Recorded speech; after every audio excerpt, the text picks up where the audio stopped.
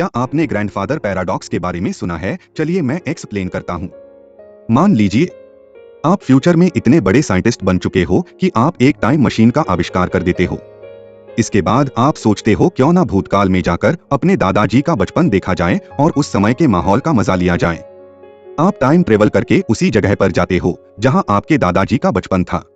आप time machine के साथ बिल्कुल उसी जगह पर लैंड करते हो जहां आपके दादाजी बचपन में थे। लेकिन जैसे ही आप टाइम मशीन से बाहर आते हो तो आप देखते हो कि आपके दादाजी टाइम मशीन के नीचे दब गए, जिसकी वजह से उनकी मौत हो गई।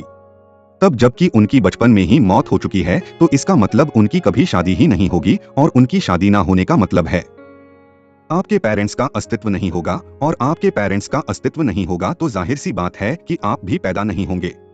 इसका मतलब आपका भी इस दुनिया में अस्तित्व नहीं होगा। तो अगर आप एग्जिट ही नहीं करोगे तो पास्ट में जाओगे कैसे? इसी को कहते हैं ग्रैंडफादर पैराडॉक्स, और यह काफी कंफ्यूजन से सवाल है।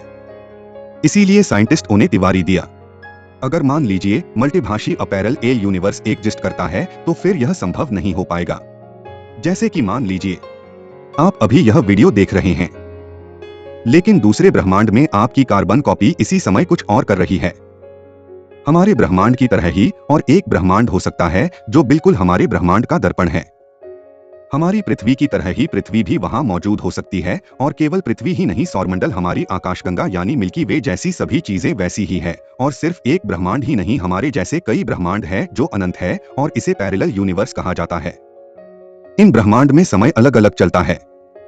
इसके अनुसार यदि आप इस पृथ्वी पर क्रिकेट खेल रहे हैं तो आप किसी अन्य पृथ्वी पर तैयार रहे होंगे और किसी अन्य ब्रह्मांड में कुछ और कर रहे होंगे। जैसे कि आप अपने किसी सपने को पूरा करने के बारे में सोचते हो, वह पहले से ही दूसरे ब्रह्मांड में पूरा हो चुका होता है। इसके अनुसार वहां एक अलग समय रेखा चल रहा है। तो इसी कारण अगर आप टाइम ट्रैवल करते हो तो आप ऐसे किसी ब्रह्मांड में पहुंच जाओगे, और अगर आप किसी दूसरे ब्रह्मांड में जाकर अपने आपके दादाजी को मार दिया तो इस ब्रह्मांड में कोई असर नहीं पड़ेगा, क्योंकि वह आपके किसी दूसरे ब्रह्मांड में मौजूद आपके पेशेंट का दादाजी होगा।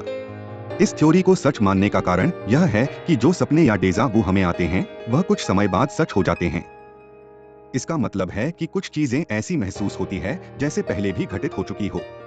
इसीलिए हम इसे सपने में भी कभी कभार देखते हैं या फिर डेजा वू महसूस करते हैं। और अगर आपको ऐसे ही मल्टीपल ओसिया पैरेलल यूनिवर्स के ऊपर पूरी डिटेल्स वीडियो देखनी है तो नीचे कमेंट करके बताइएगा जरूर सर। इसी कारण अगर इस थ्योरी के मुताबिक मल्टी भविष्य पैरेलल यूनिवर्स रिक्वेस्ट करता है तो फिर ग्रैंडफादर पैराडॉक्स संभव नहीं हो पाएगा।